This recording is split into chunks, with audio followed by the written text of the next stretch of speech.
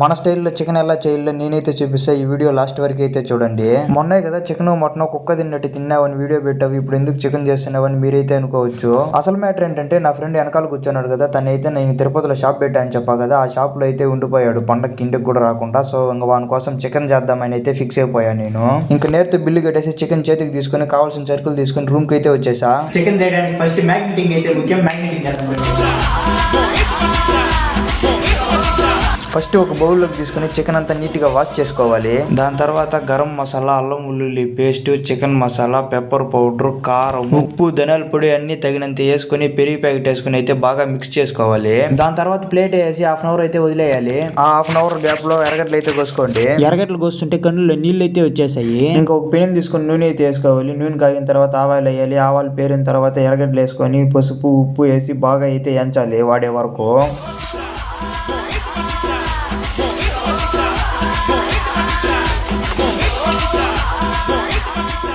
ఇంకా ఎర్రగడ్డలు బాగా వాడిన తర్వాత చికెన్ అయితే వేసుకొని బాగా అయితే మిక్స్ చేయాలి. ఉప్పు కారం సరిపోయిందో లేదో చూసుకుని తగిన చేపు అయితే ఉడకబెట్టుకోవాలి. లాస్ట్ బట్ నాట్ లీస్ట్ కొత్తిమీర రెడీ మాత్రం మర్చిపోకండి. ఇంకా కర్రీ అయితే రెడీ.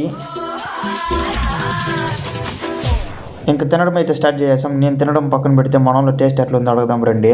బాబాయ్ ఎట్లుంది బాబాయ్? ఎట్లుంది కిరణ్? ఇంక ఫుల్గా తినేసి స్ప్రైట్ అయితే ఒకటి తాగేసా. ఓయమ్మా చాలా చిన్న సెకండ్ ఎవరా నీలా. ఈ రోజు వీడియో అయితే ఇంతే. రేపు మళ్ళీ కలుద్దాం. బాయ్.